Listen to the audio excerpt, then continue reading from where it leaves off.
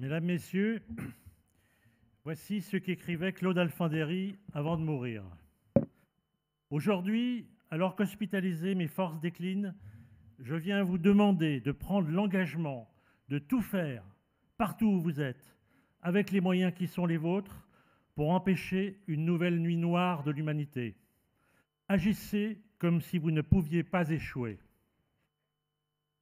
Peut-il y avoir plus bouleversante introduction à la table ronde qui va suivre sur la démocratie que cet appel d'un résistant qui voulait que sa parole continue à changer le monde après sa mort? Cet appel nous oblige, si nous le faisons nôtre aujourd'hui.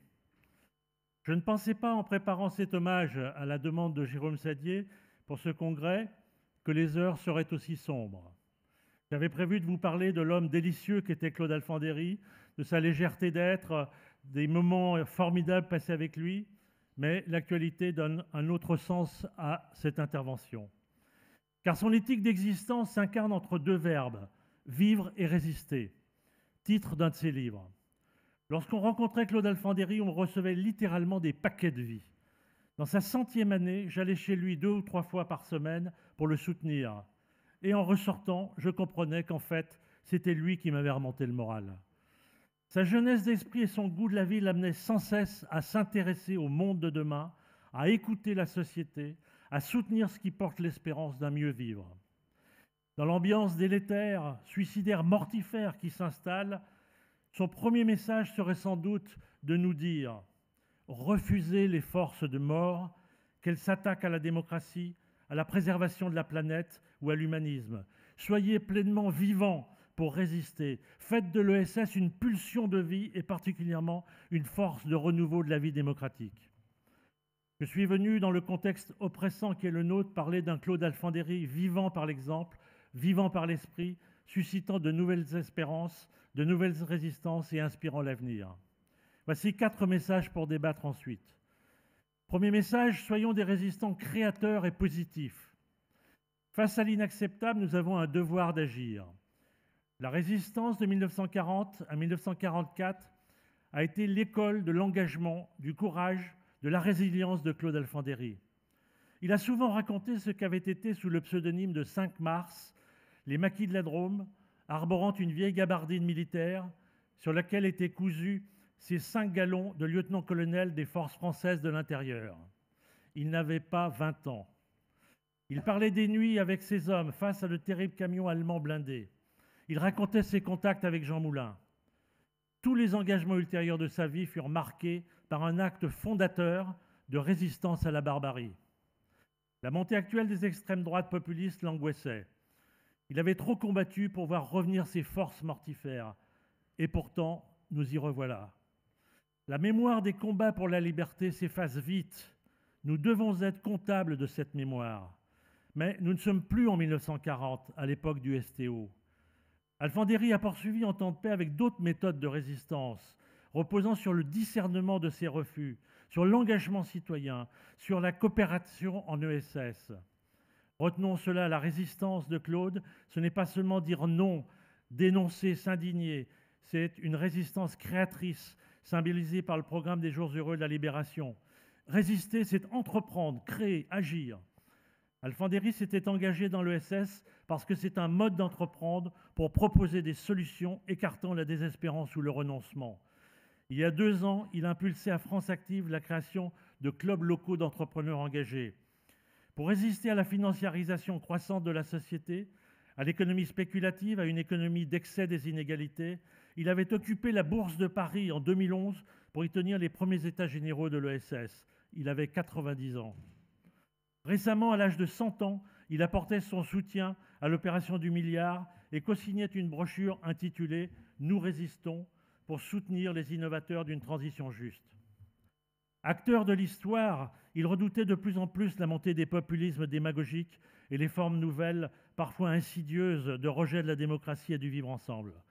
Dans la dernière période, il faisait de plus en plus souvent le lien avec son expérience historique de résistant. Car sa résistance reposait sur la société civile organisée, celle qu'il avait découverte dans les maquis. Dans ses écrits, il regrettait qu'à la Libération, on ait renvoyé les citoyens à la maison au lieu de s'appuyer sur eux pour mettre en œuvre le programme du Conseil national de la résistance. Pour lui, cette erreur avait affaibli la suite de l'après-guerre.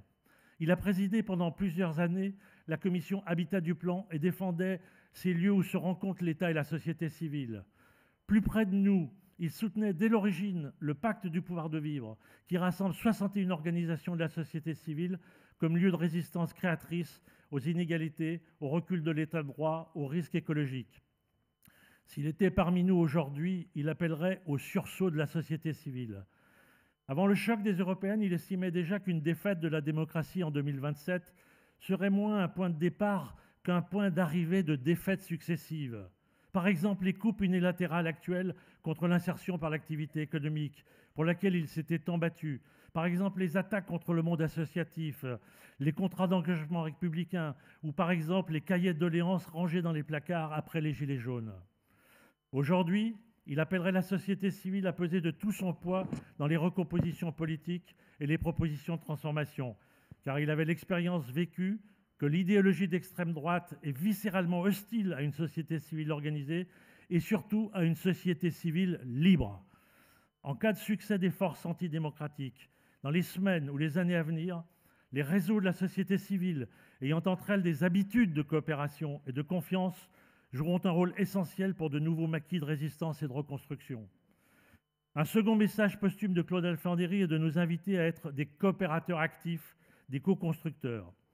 En tant que chef des maquis de la Drôme, il a été confronté au réflexe de division, car la résistance était profondément divisée.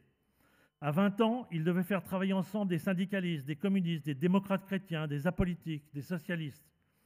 D'emblée, il a manifesté un talent pour rassembler, talent qu'avait repéré Jean Moulin. Ce savoir-faire acquis pendant la guerre lui a servi toute sa vie. Président du Conseil national de l'insertion, le CNIAE, pendant plus de 10 ans, il a fait travailler ensemble les réseaux de l'IAE comme des interlocuteurs crédibles auprès de l'État. C'est aussi l'objectif de ce congrès.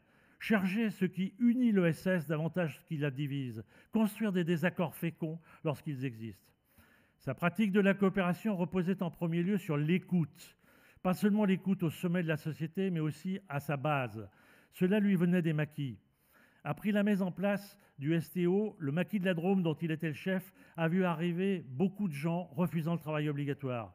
Ce n'étaient pas des convaincus, des résistants de la première heure. Et là, dans les longues journées du maquis, lorsqu'il n'y avait pas d'action militaire, on se parlait et on s'écoutait. C'était une vraie école d'éducation populaire. Conclusion, de même qu'on ne naît pas résistant, on le devient. De même, on ne naît pas coopérateur, on le devient. La coopération n'est pas qu'un statut, c'est aussi une attitude. C'est cette conception qui l'avait amené à créer le labo de l'ESS et à s'intéresser depuis une quinzaine d'années à la coopération territoriale, à inventer et promouvoir les PTCE ou ces clubs d'entrepreneurs engagés qu'il a créés à France Active. Il voyait dans cette coopération au plus proche des réalités la voie vers une économie de la réconciliation chère à Jérôme Sadier. La démocratie consiste à permettre à chacun d'être acteur. Le projet d'une fabrique de l'émancipation sur laquelle travaille notre ami François Dechy, le maire de Romainville, l'enthousiasmerait aujourd'hui. Troisième message, si nous voulons entraîner derrière nous, soyons des résistants et des coopérateurs joyeux. Pratiquons la convivialité et la tolérance. Benoît Hamon a insisté sur ce point lors de l'hommage qu'il a prononcé à France Active pour Claude, et il avait raison. Claude Alphandéry n'était jamais un social triste. Il entraînait et donnait envie par sa bonne humeur. Il aimait la fête, l'amitié fidèle, le rire, le bon vin. Il n'enfermait pas les gens dans des cases. Regardez ses photos. Le plus souvent, son visage est illuminé par un immense sourire et souvent il lève les bras au ciel.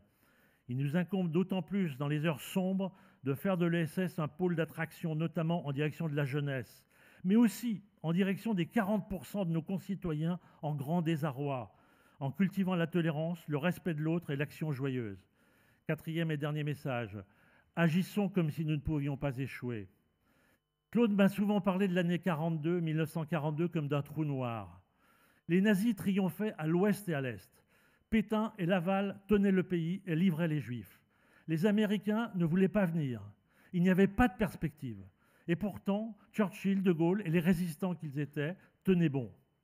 Dans l'ambiance actuelle d'effondrement, nous entrons dans de nouvelles heures sombres démocratiques, écologiques, voire militaires. Agir comme si on ne peut pas échouer, c'est refuser le défaitisme. En langage sportif, on dit ne rien lâcher. Claude, lançant un appel sur son lit de mort, ne lâcha rien jusqu'à son dernier souffle. Ce que nous appelons renouveau démocratique ou métamorphose écologique et sociale peut apparaître en ce moment aussi loin que semblait possible une victoire en 1942. Il faut donc aller chercher des réserves de courage et d'espérance pour agir. C'est cette attitude de courage que nous laisse fondamentalement Claude Alphandéry. Mon très cher Claude, mon ami, nous nous battrons, comme tu nous y as invités, pour empêcher une nuit noire de l'humanité. L'ESS est vivante, la société civile est active, les territoires de résistance créative sont nombreux. Nous agirons donc comme si nous ne pouvions pas échouer.